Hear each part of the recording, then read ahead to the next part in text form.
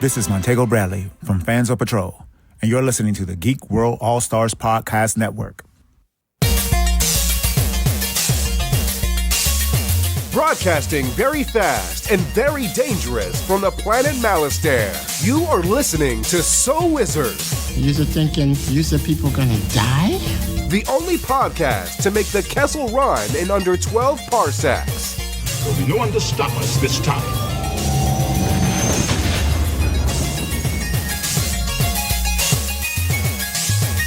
What's going on, everybody? It is time for episode number 274 of the So Wizard podcast. I'm your host, Joey DiCarlo. My co-host, or the queen of all nerds, Aubrey Litchfield. Base! And the expert, Mr. Marquis Marcellus Reagans. It's officially November 2019, so when I look outside, I better see Ridley Scott's Blade Runner. And I don't. You are listening to So Wizard Podcast. Three friends discuss the world of nerd, podcasting weekly on the Geek World All-Stars Podcast Network. This week, we got a little bit of nerdy news to talk about, and then it's time to hear about our trip to Rhode Island Comic Con 2019, including interviews direct from the show floor. But before we get into all that, how is everyone doing? Marcellus Reagans, how are you recovering from Rhode Island? I'm good. I had the day off after we got back from the con, and I had a lot of stuff to do. Didn't do a damn thing. Not a goddamn thing. I just relaxed and slept for most of the day, and it felt awesome. Nice. Excellent. How about you, Aubrey? How are you doing this week? Living the dream. Mm-hmm. One hospital trip at a time. Oh, boy. Are you all right? I'm healing. Are you getting a little bit of sexual healing? No. Oh. No. You sound upset about that. You're like, no. Hey, Aubrey, how was your Halloween? It was good. Noah dressed as a Demogorgon. Mm-hmm. I made his costume, and it took me forever. And I hand painted everything quite a few times. So the front and the back of the mask are all painted. The petals are all painted. I had to mold the petals and then stuff them and then paint them and then mold teeth with Instamold, I believe. Instamorph, something like that. Anyway, they're these little tiny plastic balls that you put in boiling hot water on the stove. Mm-hmm. And you swish it around a little bit so they all stick together. And then you take it out and you put it on wax paper and kind of mold it the way that you would like it to. So I have no idea how many teeth I made, but it was quite a few. And I bought two 12-ounce packages of these little tiny plastic balls and molded them all into teeth and then glued them all onto the costume, like each individually, and then painted them all 3 times. So it's pretty intense. Needless to say, Noah's going to be a Demogorgon for the next 4 years of his life. Is that right? Yeah, you should be. It actually, I made the costume so detailed that I was sending pictures to Josh while I was making it, and he told me I had to bring it back a notch because you're going to scare the kids. Yeah, he's like, this is a costume for a 5-year-old. Somebody's going to call child services. And B, we can't bring him out in public like that because people are going to be afraid. Like, it was so intricate. I mean, I had the blood on the teeth, and I mean, I had like red paint on the petals, and I glossed it over so it looks like a mouth and everything. And then I went in with fake blood. I mean, I got a huge container of fake blood, and I doused everything in fake blood and painted everything individually with fake blood too. Mm-hmm. What if he had looked at that and was like, oh God, it's scary, I don't want to wear this? He did the first round. When I had only made just the face part of it, I hadn't even made the petals yet. He didn't want to wear it. and his backup costume was Freddie Mercury at Live Aid. That was the other costume that he chose. I'm sorry. How old is he again? He's a very old soul. Oh my goodness. Oh my God. So it was either I was making this Demogorgon mask or I was making a white wife beater and a studded armband for a 5-year-old. Good Lord. Yeah, so we were all going, I had it all planned out. I was going to be Roger Taylor, Josh was going to be Brian May. Like, we were set with our backup plan if we had to do this. So, yeah, I had to tone it down a little bit. That's why I painted everything 3 times, because I had painted it once with this, the plastic dries as white. So I went over it with, like, an antique white to make it look more realistic. Like and for the teeth to look like it had a little bit more wear on it. Yep. And then I painted it with the fake blood, and then I I went back and I had to go back over it with the white a little bit to tone down the blood and the gore. And I used a hot glue gun for everything too, so there's strings throughout the teeth to look like saliva. So it really is super, super detailed and intricate. I don't know what I'm going to do with this mask now that I spent all this time making it. And now it's served its purpose. You could wear it for some boudoir Demogorgon pictures for our Patreon. I could probably take the petals off, and because it's fitted to a kid's mask right now. So I do have adult size masks in case the kid's mask didn't work for him, because I wasn't sure with sizing purposes. So I bought a bunch of different masks. So I actually could take the petals off and make it an adult size mask. There you go. That should be your costume for next year then. Yeah, I'd have to make more teeth, but because there's teeth glued onto the mask. But those weren't as many as the petals. The petals have a lot of teeth. Good. That was good. I'm glad everybody had fun, and Noah obviously loved the costume, right? After it was all said and done. He did. There was actually I had claws that I made too. I had to tone it down, so we decided to not go with the claws. I had made these really long Demogorgon claws, and it was on a glove. He could slip the glove on, and then he would have these long claws that were creepy and everything.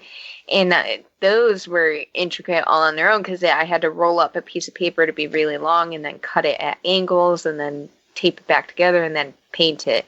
So yeah, he really wanted to wear the claws, but then we decided not to wear the claws. And I was going to, he had a gray bodysuit, and I actually had tie-dye ink that I was going to sponge on the bodysuit to make it look like the body of the Demogorgon. But again, I was told to tone it down. Yeah, seriously.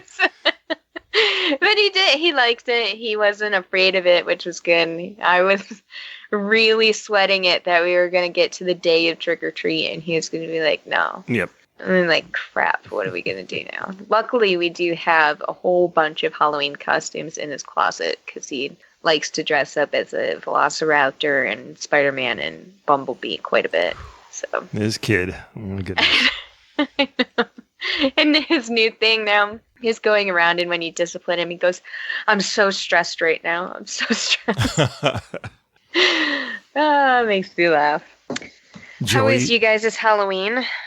I didn't do anything for Halloween. Oh wait, I take that back. I won 3rd place in my company's costume contest as Luigi. Grew a nice Magnum PI porn mustache just for the occasion. I think that was the selling point. You didn't hand out candy to kids? No, God no. Heavens no.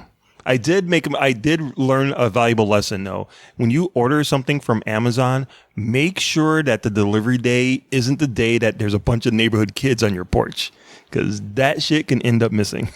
That's a lesson I never thought I didn't even think about until the day of Halloween. I'm like, holy shit. My prized stuff is just sitting out there on a porch, and people are just going to be walking all over it. Fucking savages. Yep. All right. Joey, how are you doing? I'm fine. I'm good. We got home probably around like midnight from Rhode Island, and slept, and then the next day I watched Terminator 1 with my son as we get ready to watch Dark Fate. And went to the movies and saw The Lighthouse with my daughter Janine. And then I was going to watch football, but I set my alarm to watch football and took a nap. And when the alarm went off, I got up and said, and went back to bed for another 9 hours. So I guess I was a little tired from Rhode Island. Yeah, I would say so. Yeah, so that was fun. Halloween was great. My son dressed as John Wick. My daughter took her hair straightener, and he has big curly hair, and she spent an hour straightening his hair so we could slick it back.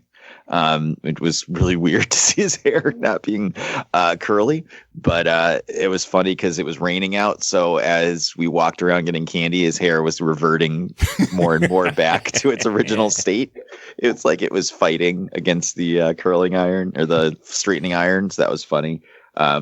And my daughter dressed as Velma from Scooby-Doo, and she went out with her friends and didn't go trick-or-treating with us. So as they get older, Yep. Sad. But we got a ton of candy. We had a good time. Even though it was rainy and windy, we didn't give a shit because it's Halloween, motherfucker. We don't need to postpone it or change the day like wusses.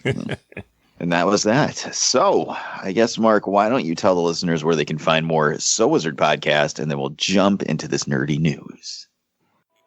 All right. So everybody can go to SoWizardPodcast.com, where you will find new episodes every week. You'll find movie reviews from yours truly, Netflix and Amazon and Hulu streaming picks from our buddy, the awesome Adam Wallyhawk. You'll also find some of our merchandise there. You can purchase some of our So Wizard t-shirts and sweatshirts. Look good while you're representing the show. Another great way to support our show is by doing your Amazon shopping through the link that we keep right on the website. Click on the big Amazon logo A. Do your shopping, receive your products, and that way you'll be helping out our show. Just make sure you don't have your packages delivered on Halloween. You can also find our social media links there. We have Facebook, Twitter, and Instagram. You can subscribe to us on Apple Podcasts. Give us a 5-star review while you're there. You can also find us on the Stitcher Radio app for your tablet or smartphone, Podbean, Google Play Music, iHeartRadio, Spotify. We also have a Patreon page that you can support our show monetarily each month, receive bonus content from So Wizard Podcast. Shout out to the Geek World's All Stars Podcasting Network. Also check out our YouTube page. Back to you, Joey.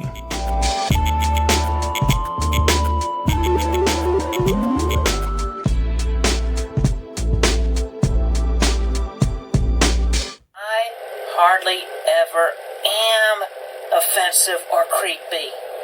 Do you all hear me out there in Dimension 1218's Earth?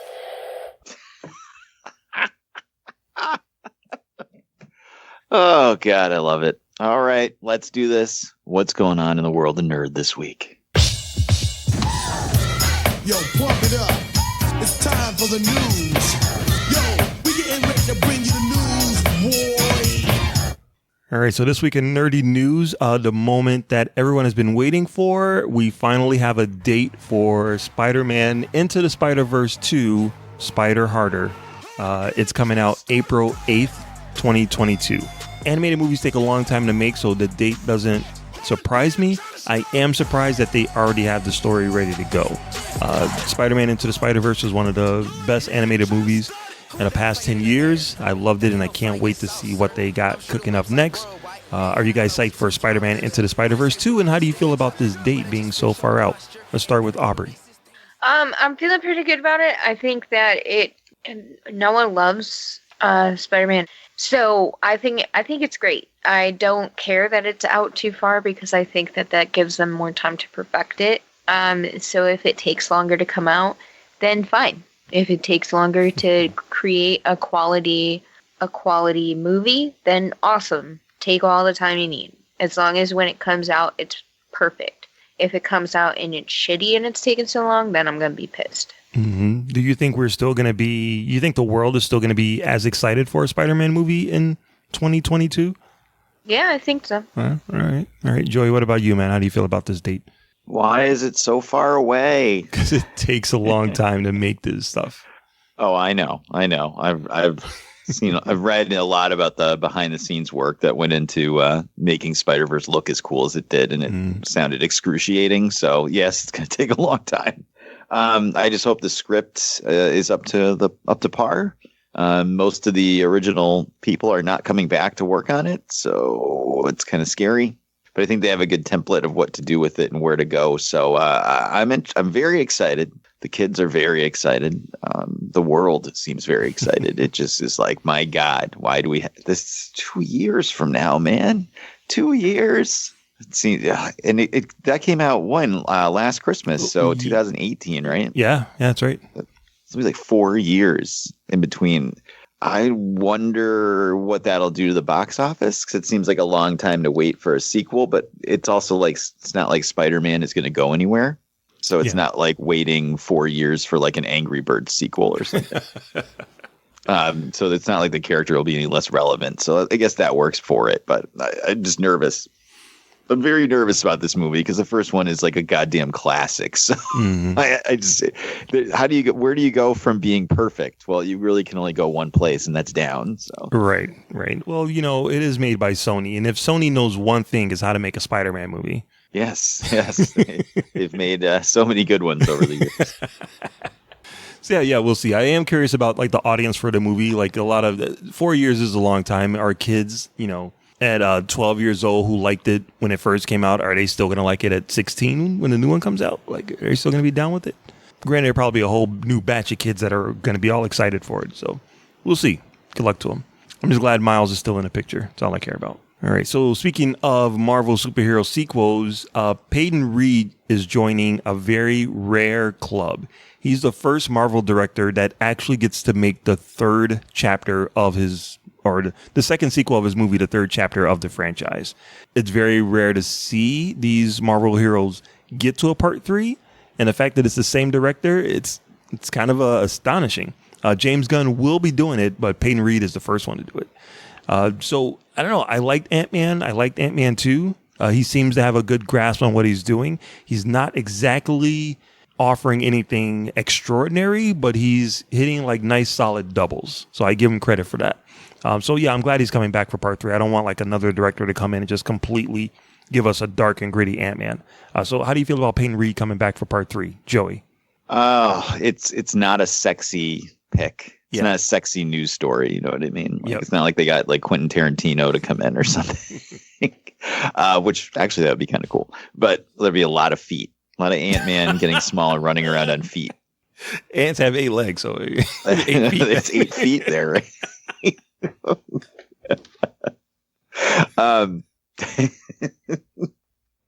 The Ant-Man movies are fine. I like them a lot.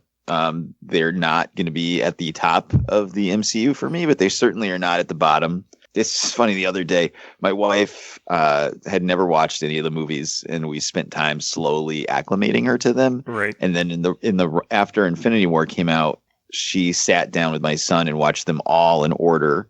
Over the course of a few months. My son had seen most of them, but mostly he had seen starting from Guardians of the Galaxy 1 on in the movie theater with us. So he hadn't seen a lot of the earlier ones, but he grew up in our house. It's not like he really needed a crash course on who Iron Man was. Right. And the other day I came home from work, and they were at my other job, at job number 2, I didn't come home at 7 a.m. I came home from job 2, and they were finishing up Ant-Man and the Wasp. And I was like, oh, great, because we're getting closer finally to the family rewatch of Endgame, even though she hasn't seen it. So it'd be family and my wife's first time watching it. Mm-hmm. And my son's like, oh, I loved that movie. I loved Ant-Man and the Wasp. It's one of my favorite Marvel movies. And you're like, what? Really? Really? I'm not going to shit on it, but it's shit on his taste in movies, but especially after my daughter made me go see The Lighthouse. But God, again, it's not my favorite, but I like it enough. And hey, if it can get Walter Goggins some more money, I'll be happy. Yeah, he's probably not coming back for that. He's nice, busy in whatever that shitty sitcom he's in now is. Right. Hey, get that sitcom money, though. That's fine. All right, Aubrey, I know you're a huge Ant-Man fan. That's been documented for years. How do you feel about Peyton Reed coming back for number 3? I don't give a shit. The movie is boring. I don't care about Ant-Man. He makes no sense. Now, I know you didn't like the first one at all, but refresh my memory. Did you like the second one with Ant-Man and the Wasp? It was okay. Okay. It wasn't like anything that I was like, oh my God, this is so amazing. Mm-hmm. But it wasn't horrid. Okay. All right. All right. Well, we'll see. As long as they're continued. I mean, I love Paul Rudd, so seeing him back as Scott Lang, I'm all about it. So I say bring it on. And more Evangeline Lilly, too, while we're at it. All right, so then switching over to the other side, Greg Berlanti he won't rest until he brings every DC character to the small screen. We were talking a little bit before about there being another Superman and Lois Lane TV show, but now he's going to be bringing a Green Lantern Corps series to the new streaming service HBO Max, which is something that I'm definitely not going to be taking a part of. They are going to be doing a lot of Warner Brothers stuff on it. And Warner Brother. And Greg Berlanti is the undisputed king of bringing DC Comics to life on television. So I thought we were going to get a buddy cop, Lethal Weapon, Green Lantern movie, but apparently that's not going to happen now with this TV show happening. So I don't know. I'm not going to get the streaming service. I'm not going to watch the show. Aubrey, how do you feel about a Greg Berlanti CW producer himself doing a Green Lantern TV show? If I watch it, I'll be surprised. Yeah. Because A, is a CW show, so I'll never keep up with anything. And B, it's Green Lantern, which is okay, but I don't really care enough about the Green Lantern to watch an entire CW show about him. All right. Joey? Oh, I have so many mixed feelings about this. I'm not going to get HBO Max. It's just not enough I don't have enough time in my life to watch. First of all, I don't have time in my life to watch anything that's not related to the podcast. So if it's not something we're going to be covering in the show, I generally don't even have the time to watch it. 2, I don't want to pay $15 a month for it. Fuck that. And 3, I love Green Lantern is my favorite DC superhero. I love Green Lantern, and I love the Green Lantern Corps and all the stories that go along with it. I'm really, really excited to see that brought into a TV series, but I gotta tell you, man, I am just so sick of the CW superhero formula. I'm so sick of it. But it works. It's been working. It works to a point, but it's I don't know. Like, have you watched any of Batwoman? No, just her appearance on a little spin-off team-up thing that happened last year. Oh, it's boring. It's really bad. Aw. It makes me really sad because I love Ruby Rose, but good for her to get that, WB's DC money, but man, it's not good. Oh, maybe it'll pick up later in the season, but I don't know if I have the fucking oomph to watch it. I was going to try to bank some episodes of it so maybe we could talk about it on the show, but I would feel like a jerk to make you guys watch it at this point. Oh, Jesus. Yeah. And I don't know. So I'm a little nervous about that, but we'll see what the creative team and the casting looks like. And I'll probably check out a couple episodes and maybe if it'll be cool, but it's just been tough. Krypton was terrible. Krypton was not terrible. It wasn't fantastic. It was pretty okay. I ain't got time for pretty okay, though. That's the problem. Yeah, exactly. I have a very, very, very full life. So ain't nobody got time for pretty okay. We'll see. I'm not gonna shit on it too much because, like I said, I love the character. Excited to see this. I hope this doesn't mean there's not going to be a movie now, but whatever. Just get me Green Lantern in some form of media on my television, and I'll be happy. Thank you, Fire Stick, for providing me the ability to watch this TV show. And we'll check it out when it comes out. All right. So, speaking of TV shows that are going to be available on streaming services, we got another look at ex-DC Flyboy Superman Henry Cavill in The Witcher. We saw like a little trailer for it before a few months ago, but they dropped a brand new fuller trailer just to give you an idea of the scope and the magnitude of this show. Again, I never read the books, never played the video game. Everything I know about The Witcher is what I gathered from the cover art from the video game and what people have told me. But I did look at the trailer and, I have some thoughts. But what are your thoughts? Let's start with you, Joey. I think this looks fucking awesome. Really? Wow. Yes. I'm a sucker for sword and sorcery, Dungeons and Dragons-y type stuff. And this looks like it. It looks very nerdy. And hopefully it'll be fun to watch. I think it looks good. I think Henry Cavill looks way better in this trailer than he did in the goofy still photos they released. when it was just like him standing in darkness with a bad wig on. So hopefully, it looks really cool to me. I really think this is going to be something kind of interesting to watch. So I am all in. I never played the game because I don't have time, but I never read the books. But I know about the franchise, and it sounds really cool. So give me all that D&D medieval sword and sorcery goodness all over my face, Netflix. Now, Aubrey, you had a second viewing of the deliciousness that is Henry Cavill as The Witcher. What are your thoughts now on this new teaser trailer? I am not a big fan of video game adaptations of movies and TV shows. So I think it looks boring, and I'm not excited. Jesus. All of that action and special effects, and you think it looks boring? Yeah, I don't know. I think they're going to do a crap job. Oh, all right. So you know this means you're going to have to make you watch it, all right? Yeah. They're going to hype it up, and then it's going to be bad. You know what you say to Aubrey when she thinks she doesn't have to watch The Witcher on Netflix? Yeah. You just made the list! So yeah, that's happening. Sorry, Aubrey. Who knows? You'll probably be like the first person to like really enjoy it out of all of us. We'll probably both hate it, and you'll love it. Yep. I know. That seems to be how it goes. Yeah, it reminded me a lot of Game of Thrones, the good stuff, the good parts of it. So yeah, I'm down for it. We'll see. Yeah, I'm really interested to watch something with, obviously this doesn't exist. If Game of Thrones doesn't happen, this doesn't exist. Right. But, maybe it's a little less relationships and political intrigue and a little more killing and fighting monsters. That would be cool for me. And it looks like there's some money involved too. So at least we know the quality will be a lot better than the CW shows. All right. So then speaking of Game of Thrones, it looks like the two guys that were show running Game of Thrones, Benioff and Weiss, I think are their names. We talked about them before. They were going to be headlining a Star Wars trilogy. Kathleen Kennedy hired them so they can develop a Star Wars trilogy on their own based on they didn't really say what time frame they were going to be working in, just that it was going to be something that was original. That wasn't part of the Skywalker saga. But then we learned this week that unfortunately Lucasfilm said to them,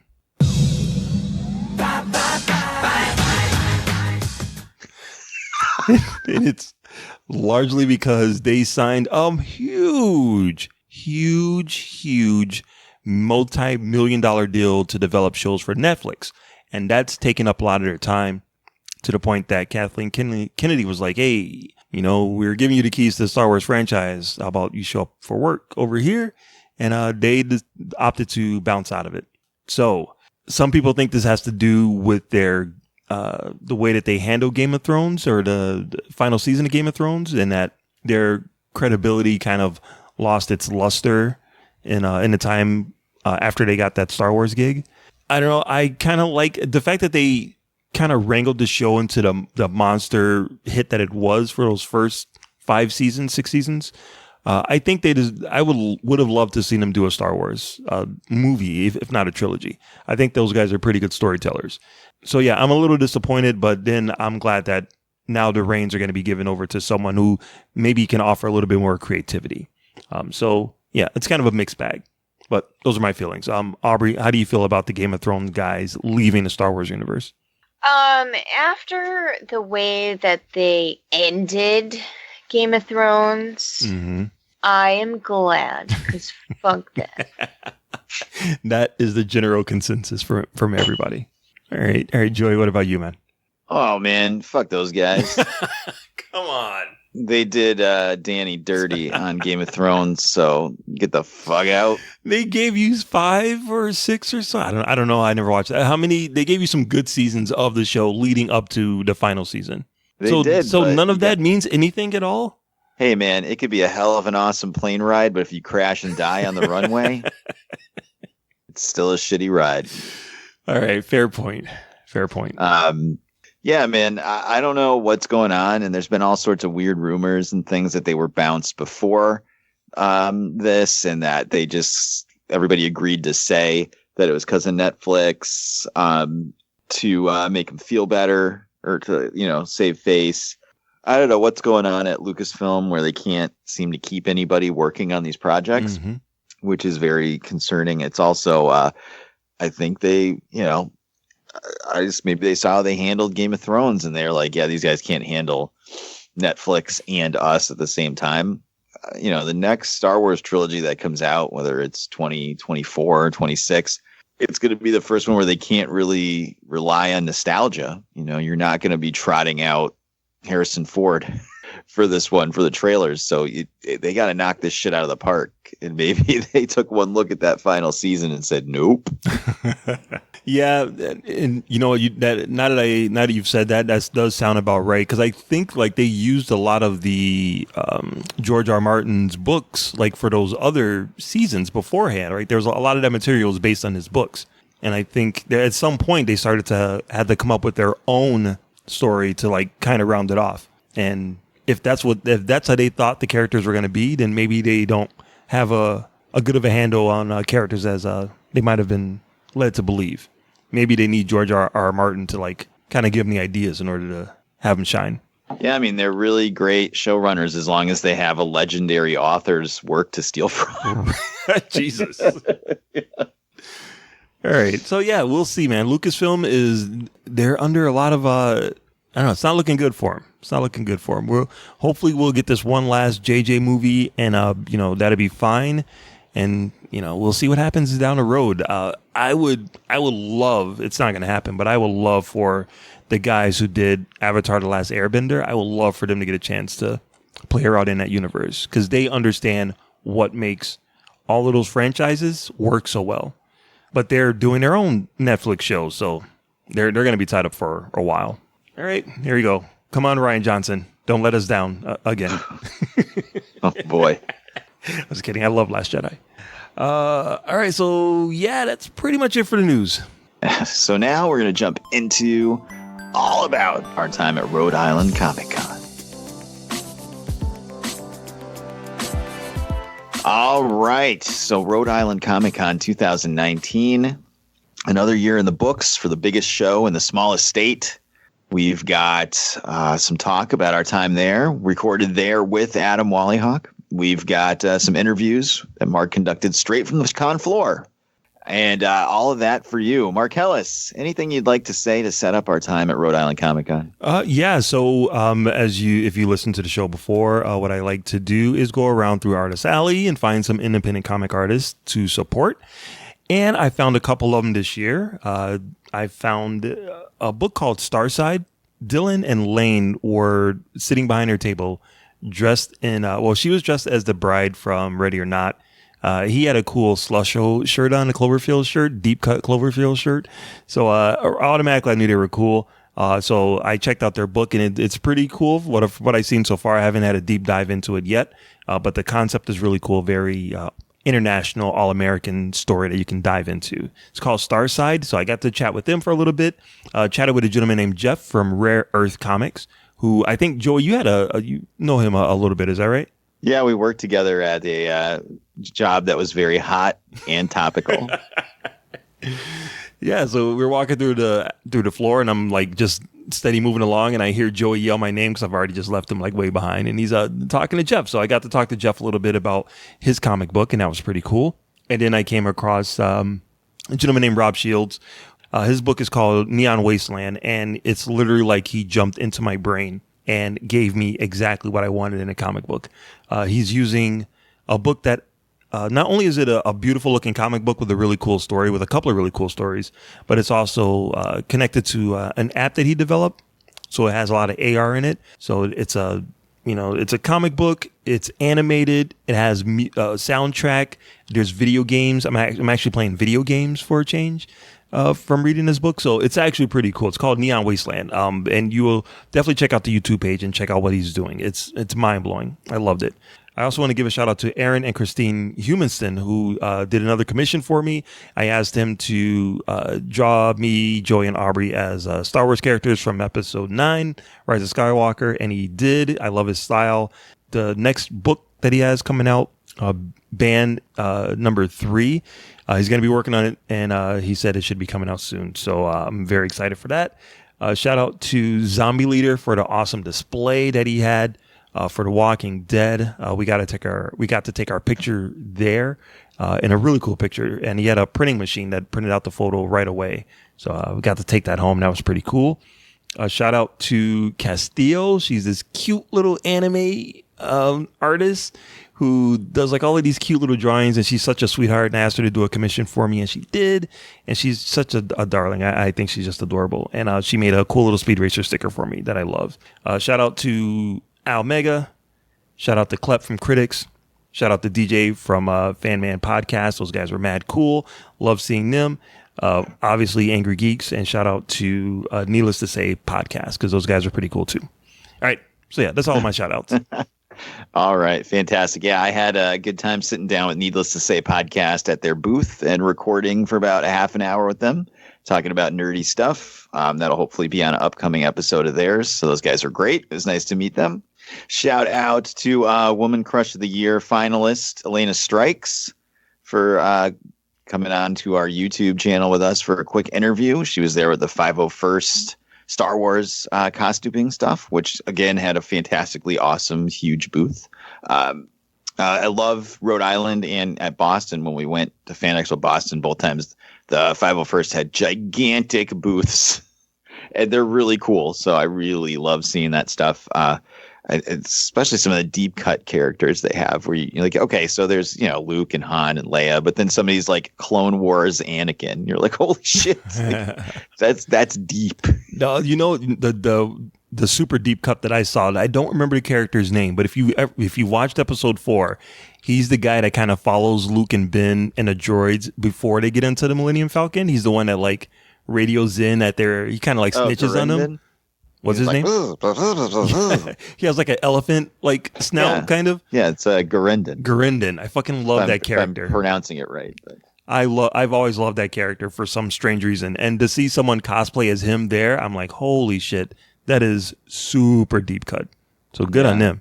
It was great to see our friends like Keith Gleason and Tim Jones. Obviously, you already shouted them out, but Comics Crusaders and Critics, Fan Men. So I think that's everybody wanted to shout out. But if we forgot about you, I'm sorry. But yeah, and Angry Geeks, obviously, they were. It was a little weird because they were doing so many panels that we barely even got to see them. But we did get to see Lewis a few times, and we did go to their after party, which was a lot of fun. So that was it. So let's jump into our Rhode Island Comic Con coverage. As always, thank you to Rhode Island Comic Con and Altered Reality Entertainment for allowing us as press. Please let us come back next year. Yeah, I also want to give a one last quick shout out to the awesome Adam Mollyhawk for joining us and taking a load off of my shoulders, getting a lot of the content for the show. And shout out to Jackie for jumping on the episode, even though I didn't think she was going to. Shout out to Jackie for putting up with going to the con with us. Seriously, that poor woman. She is a superhero. She's a trooper, man. All right, let's get into that Rhode Island coverage. All right, Whiz Kids, Marky Mark, So Wizard Podcast, Rhode Island Comic Con 2019. I'm here with Jeff of Rare Earth Comics, an independent comic book creator. I like to find these guys, guys and girls, whenever I go to the convention. Jeff, how you doing, man? Doing very good today. Great to be here. Good, man. Now tell me and the listeners a little bit about the book that you got going on right here. My book here is Heretic Hex, and my quick pitch for it is 3 words long. Punk rock Gandalf. It's a world of high fantasy and sorcery, like a D&D type inspired land. Yeah. And my main character is a wizard, but has got more of an attitude of like, say, Sid Vicious. Okay. All right. Now, is there other like wizards around to like kind of try to put him in place? Absolutely. In this realm, the Wizards Council runs everything. Okay. And my main character, Lars Strummer, used to be a member of that council. Used to be. All right. Now, it looks like here you got volume 1. About how long have you been making a book? This book came out in March of 2018. I started making it probably winter of 2017, right after I gave up looking for a new place to tattoo. All right. And about how many stories you think you got for this? Is it going to be like ongoing? It's definitely ongoing. I'm working on volume 2 right now, and I hope to have it out for San Diego this upcoming summer. Very nice. Now, dude, I think it looks awesome. If people want to check it out, where can they find you at? RareEarthComics.com. Awesome, Jeff. Thank you very much for taking the time to talk to us here at So Wizard Podcast, man. We appreciate it. Thank you very much. All right, Whiz Kids, Marky Mark, So Wizard Podcast, Rhode Island Comic Con 2019. You know how I do. I walk around, look for independent comic creators, and I happen to come across two creators who just their outfits alone made me stop. Please introduce yourselves to our listeners. My name's Lane Bretschneider. I'm a co-writer of Starside. And I'm Dylan Klein. I am also the co-writer of Starside. Awesome. Now, Starside, the colors are amazing. It looks really cool. Can you give the listeners a little bit of information of what the story is about? Sure. So Starside is about 16-year-old Jack is a normal high school student, and on an average day, aliens invade Earth, and they start taking prisoners, and Jack becomes one of these prisoners, and he gets brought deeper into the universe where this intergalactic war has been going on for centuries, and so he's kind of pulled into the middle of that, and he starts to kind of uncover that humans might actually be the key to stopping this war. So it's some fantasy elements, some sci-fi elements, yeah. Now, what was the inspiration for this story? Because this sounds like it's something that has like a traditional sound, like something that a lot of people can really get behind. What was the inspiration behind it? Oh, sorry. Well, for me, I always just loved creating stories in my mind. I'm an only child, so when I'd go on long trips, I would just sort of be alone in my head. And, you know, I just kind of embellished on some of my influences, and I just wanted to make a story where sci-fi and fantasy is you know, present at the same time. And I also just wanted to put a little bit of stuff that kind of made humans kind of be important. And I think one of the things that I like about the story is that there's this kind of a theme of unity throughout it. I feel like humans are capable of so many awesome things, and this story is sort of an example of that. So. Awesome, dude. Now, I can see that it looks like there's two books here. Where can people find it if they wanted to track it down and get a copy for themselves if they're not here at Rhode Island Comic Con? Yeah. You can go to our website at www.starsidecomic.com. We have an online store. We'll also post other conventions where we're going to be. We're mostly on the East Coast, and we like to go to as many conventions as we can. And we're trying to get in more local comic shops as well, because we love to support our local stores. But if you can't make it to any of those, or we're not in your local store yet, our website, starsidecomic.com, is the place to go. Awesome. Thank you so much. The book looks great. And I really, just on your outfits alone, if you can check out the Soul Wizard Facebook page, you can definitely see the outfits that they're wearing. Right to Mark's heart it went. Guys, good luck with the comic book. Thank you so much. It was great to meet you. Yeah. All right, Whiz Kids, Marquee Mark, Soul Wizard Podcast, Rhode Island Comic Con 2019. I'm walking up and down Artist Alley like I usually do, and I've come across something that blew my mind, and I'm not even going to bother trying to explain it to you, but let me just interview the gentleman behind something that's amazing that I've never seen before. Ladies and gentlemen, Mr. Rob Shields. Rob, how are you doing today, man? Good, how you doing? Good. Now, your book, just visually on its own, it stands out. It just struck me, it drew me right over to the table because of the visuals. Explain a little bit about what it is that you're trying to accomplish with this comic book. So Neon Wasteland is the world's first smart comic. It's a comic book and a cartoon and a video game all in one. So basically what happens is there's an augmented reality app that you can download, and when you use it to read the book, you can see that there's this whole hidden layer on the digital realm. So it's animated, it's gamified, there's ways that you can talk to characters in the book, you can unlock alternate endings, you can find hidden pages, there's actually a video game inside the book that you can play, and it just makes it so that there's this whole other story that's happening under the surface of the printed book. And the story itself, it works as like its own story, right? Like you can just buy the book and read the book for its own without having all the bells and whistles. Is that right? Yeah, absolutely. I designed it so that you can read it as a traditional comic book if you don't want to use your phone and you don't want to be having to be stuck using your phone. But if you do use the phone, then you sort of unlock these sort of hints that show what the future of the book's going to be. And it kind of works with the storyline, because the storyline is about a world where there's a digital realm and a physical realm, and those kind of interact, and it just gives you a little bit more of a look into the universe. Wow. Now, how long did it take you to come up with this concept? And was this something that you've been, did you have like a eureka moment when you realized you can blend all of these elements together? It was kind of, I started building a video game, and then I found out that I could sort of use the same technology to work with the comic book. And I'd seen other people doing it, like I think Marvel has done stuff before, but they didn't really, it was like sort of a gimmicky after effect. And for me, like, this is built from the ground up to use the augmented reality, and it's built into the storyline. So there are like plot elements that it deals with. The reader is an essential part of the storyline, and as it goes on, they're going to have even more involvement where the characters in the book will know that you're reading the book. So it's very like meta, and it has like so many opportunities to just break the fourth wall and make the comic medium something completely different than what it's been in the past. That's amazing. So if a person buys the book, just as a regular comic book, and they wanted to experience everything else that comes with it, what would they have to do for that? So the app is totally free. You can download it. It's on the Play Store and the App Store. It doesn't cost anything. So if you purchase the book, you can read it by itself. Or if you want to experience the AR, you just need a smartphone, and you can just download the app totally for free. Awesome. Now, Rob, if people wanted to follow you, if they wanted to find you and get their hands on this, what I'm telling you right now, a visually amazing book, where can they find you at? You can go on neonwastelandgame.com, and it'll tell you all about the book and all my social links, so you can find all that stuff. Awesome. Rob, what you're doing is amazing, and I absolutely love it, man. Good luck with the book. Thank you so much. It was great talking to you. All right, So Wizard Podcast, Rhode Island Comic Con 2019. Just doing a quick little midway wrap-up of the show. Got Joey here. We got Adam here. How What's you going guys on, feeling? everybody? What's How up? you doing? Yeah. I'm really tired. It's been a long day. It's Saturday, which is the craziest day at the con. There are a lot of people here. It feels like there's more people here today than there were last year on Saturday. For some reason, I don't know what it is. It feels a lot crazier here today.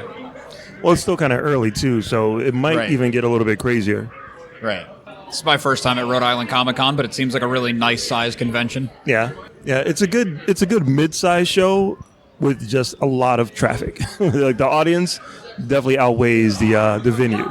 For sure. They're making it work. It's not a complete cluster. Not like they have a couple of years ago where they had to like send people out. Right, yeah, this fire marshal hasn't shown up, so. Yeah, so we're in good shape right now. And the cool thing about Rhode Island, Alter Reality that runs it every year, they're always trying ways to fit the people in, and to if there's an issue, it's solved the next year. Right. So, there was, the Sky Bridge, and then they fixed that. And then, there's different things. I really wish they would open the doors.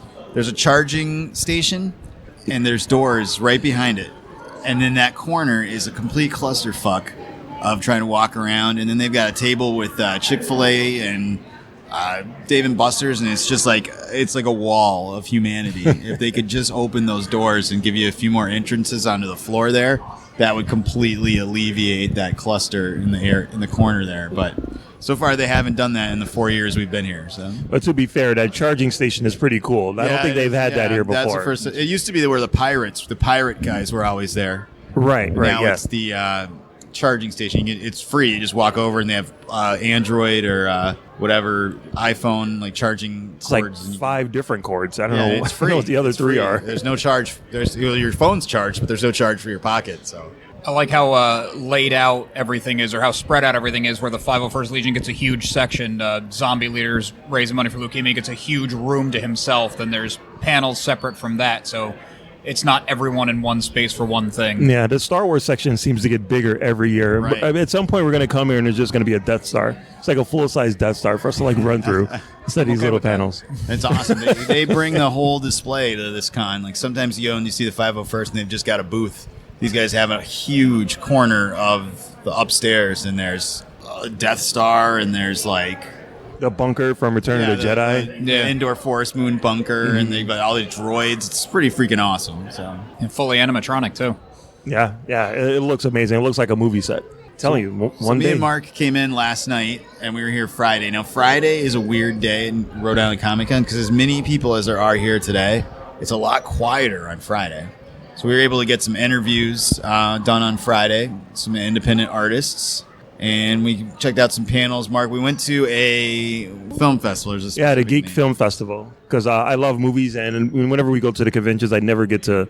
There's never enough time to like watch anything or just absorb any kind of film. There's independent comic book creators all over the place. There's independent filmmakers too, and I never get to see any of those. So This was my window. This is my opportunity to do it. It was the Geek Fest Film Fest. Was it indies? Yeah. Yep. It was all independent short films and then like pilots for possible TV shows. Oh, cool. Very geek friendly.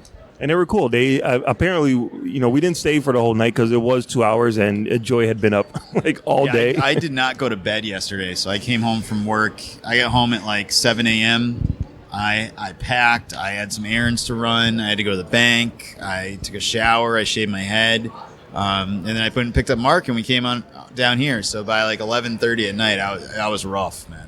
I know, but I wasn't giving up my opportunity to watch movies, so I just tortured him. Well, as long as we saw the one short that had the girl from Firefly in it that you like. Yes, that was amazing. It was called CC, starring Jewel State, and that's one of the very higher budget ones. That one was really cool. They're all really cool.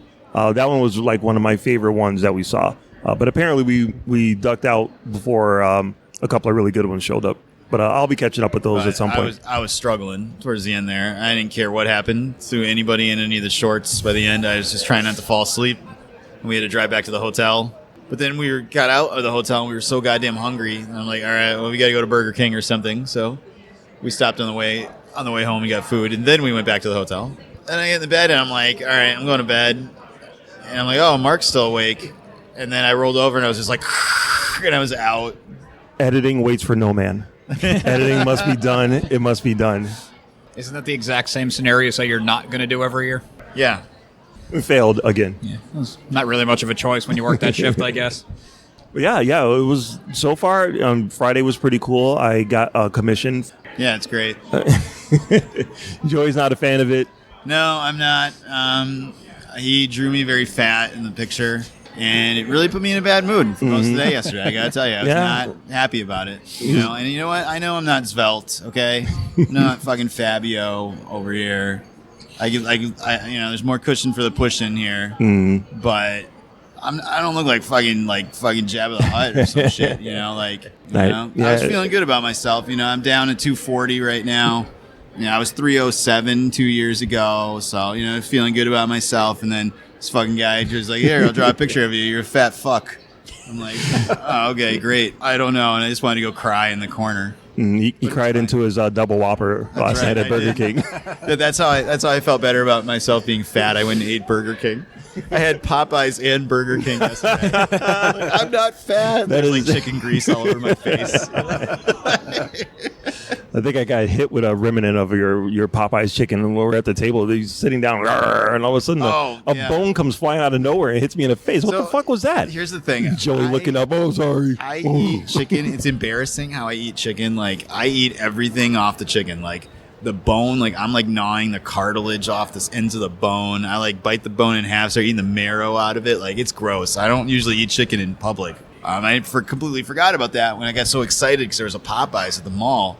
I ran over and got it, and then I sat down and I started like, and I'm like, oh shit, and like I was eating it like a savage, and some guy came over and started asking me a question about like something in the mall. I'm like, I don't know, and he like ran away. So I was like covered in like chicken grease and like bones flying everywhere. So I took a bite into some cartilage, and then like the bone went flying across the table, like hits Mark in the eye. It was great.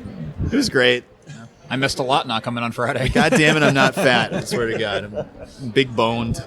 But yeah, so far it's been pretty cool. Be at any size.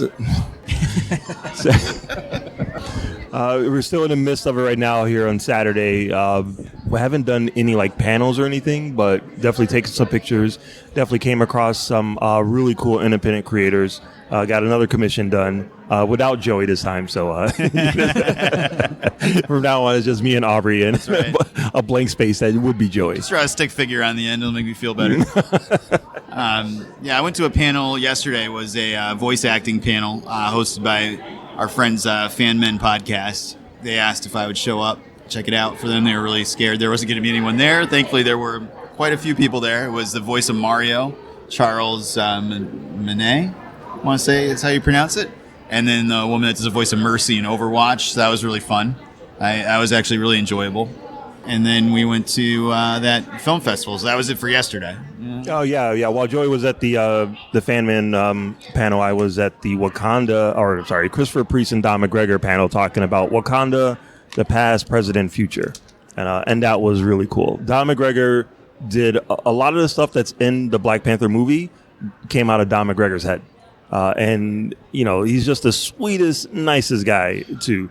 Hearing them talk about Wakanda and the path and the battles that they fought to bring Black Panther to the page so that we can eventually get this movie was very fascinating. So you've never read Don McGregor's Black Panther work. It's phenomenal. So I would highly suggest that. Yeah. So that was definitely a fun panel too. I love that. So then today, with the wonderful Adam Wallyhawk joined us with his lovely wife Jackie, notorious JACKIE, and so we started getting some stuff for YouTube. Sadly, we didn't have a press pass for Jackie, so she had to wait outside in a gigantic fucking line. How big was the line, Jackie? It was really, really fucking big. Excellent. It was terrible. And I sat in my car for how long was it? 3.5 hours. 3.5 hours, yeah. Just so that I didn't have to stand. And then there was like the hour while we were trying to find you once you got in. I had it was very bad. I didn't mean to reopen the wound. I'm sorry. When you come to Rhode Island Comic Con, when you have to come in as a pleb and not as press, because we have our own separate door, there's a gigantic freaking line, and finally you get inside, and it was like 2 or 3 hours to get across the bridge into the from the Dunkin' Donuts Center into where the main con is. So we were like, fuck, like how are we gonna get Jackie into the show without having to wait 3.5 hours to get across this bridge? So we met up with her and we're like, all right, let's get her out the press entrance. So she didn't have a press badge, but what we did was we gave her Adam's camera and we snuck through the press door. And we walked all the way around the outside of the building to where the panels are across the street in the hotel. And we pretended we were going to a panel, but then we were like, oh, we got to leave. We got something to do. So then we just walk right across the street and come in the door from as if we had been inside already and went to a panel. So it kind of worked out. We got her inside without a big ass wait. We're recording this, right? You're just giving away all the secrets. I don't care. It's fine. Whatever. Call the cops. I don't give a fuck. We were going around. We've been taking a lot of pictures and video of cosplayers, doing some interviews. Who did we interview today, Adam? What was the altered reality comic we interviewed? What was his name? Neon? I want to say it was Bob Shields. That's not even close. He has a fully altered reality comic book where you can buy the comic, read the comic as it is, and the artwork is already impressive, the traditional 2D artwork. Neon Wasteland. Rob Shields. Shields, okay. But he's also a programmer. So he programmed a full app that if you hover your smartphone or tablet over the comic, you get a whole different experience and it becomes interactive and some elements of like choose your own story. It was very, very impressive. And even his T-shirts and stickers were augmented with the app. Yeah, he's pretty much living my dream. If I didn't have to do this damn podcast, that's exactly what I would be doing. But I thought it was awesome. I had to buy it. I think what he's doing is amazing. And I'm looking forward to talking to him again when he launches the next book. We also talked to Tim. Right, yeah, Tim Jones, who you've heard on the show before. He was a guest, helped us review the first season of Umbrella Academy. And we've interviewed him a few times at different cons around the area. Love the guy. He's got his comic strip Sour Grapes, and he's here showing that out. So we grabbed an interview with him. And then, of course, most important interview of the day, Woman Crush of the Year finalist Elena Strikes was here with the 501st Star Wars costuming group, so we grabbed an interview with her as well, and that'll be up. Those will all be up on YouTube. And here comes some hot chicks, and so we still got a lot of stuff going on today. We got the Angry Geek Show live tonight. That's the final thing we'll be going to tonight. I think that's at like 7:30. I haven't had an energy drink yet today, so I'm struggling a little bit, but I don't know if I want to pay $10 for one inside. Cool. What else is going on today, Mark? What else is up? Any other panels or anything you want to go to?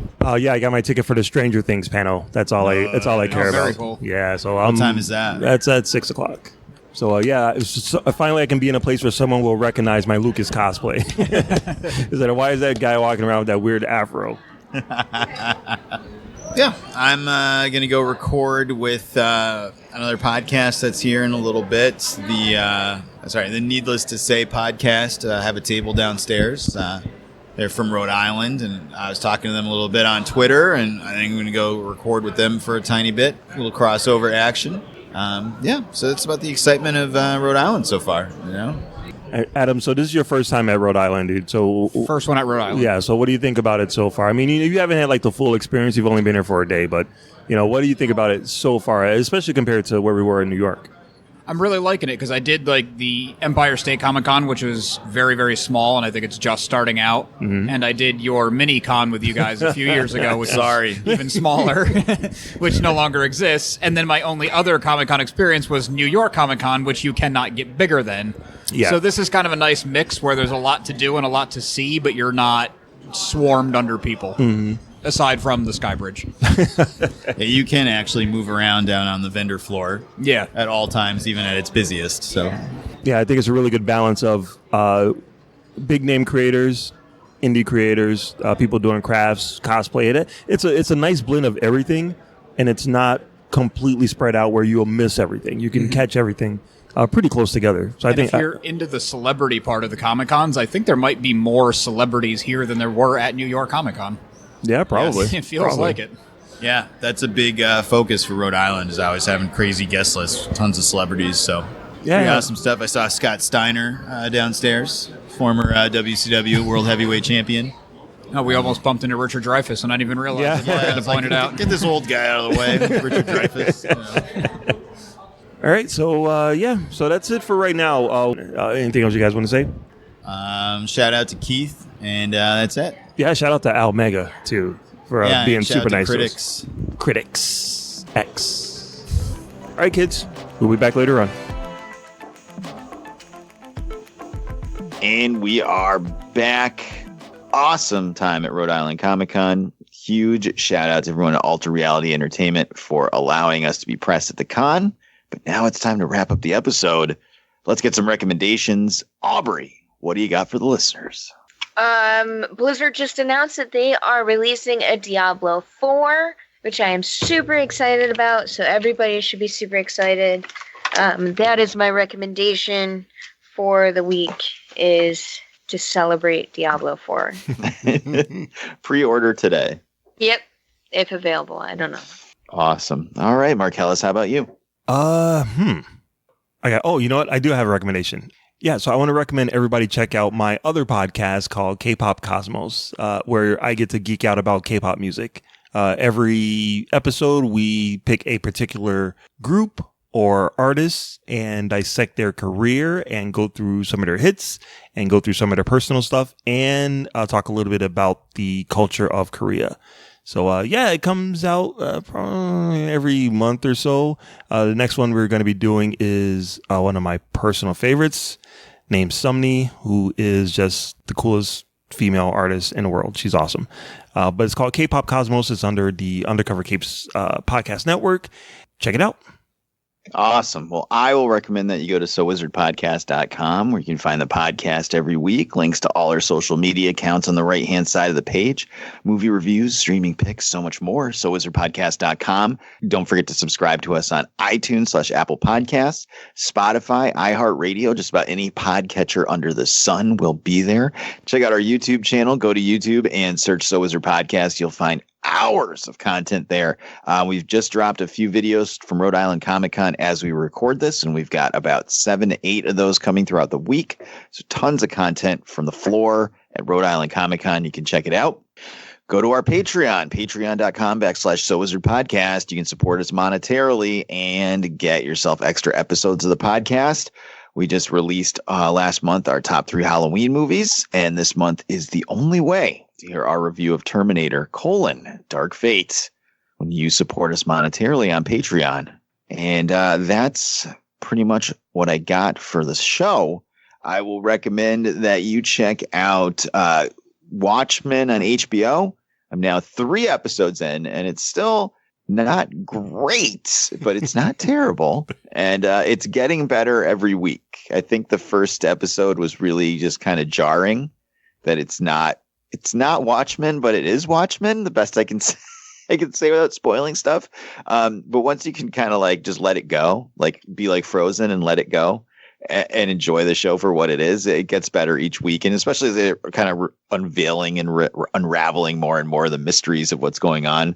It's certainly gotten more interesting. So I'm still on it. Check out Watchmen on HBO. But that is going to do it for episode 274 of the So Wizard Podcast. I've been your host, Joey DiCarlo. My co-host is the queen of all nerds, Aubrey Litchfield.